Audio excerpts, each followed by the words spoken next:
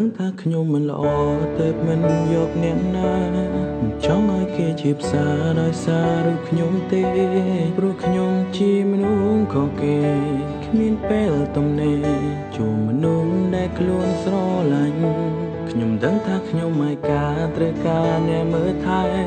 តែមនុស្សដែលខ្ញុំលួចស្នេហ៍មិនមែនរូបនាងទេព្រោះនាងជាមនុស្សខុសគេមិនចេញអីទេក្រៅពីប្រចាំរករឿងយកឈ្នះរៀងខ្លួន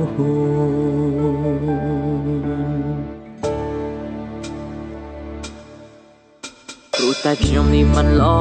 ទើបមិនស្នេហ៍អ្នកណាមិនចង់ឲ្យគេនោះជាផ្សារដោយសារតែរូបខ្ញុំទេនាងជាមនុស្សស្រីខុសគេនោះល្អតែមិនចេះអីទេជាមនុស្សដែលបកកាយររឿងប៉ុន្តែររឿងឆ្លោះព្រោះតែនាងខុសគេហើយមនុស្សដែលខ្ញុំប្រាថ្នាជាមនុស្សស្រីដែលបកកាយសង្សារជាមនុស្សស្រីមិនចេះឆ្មោះឆ្មៃតែនាងសុភាពរៀបសារ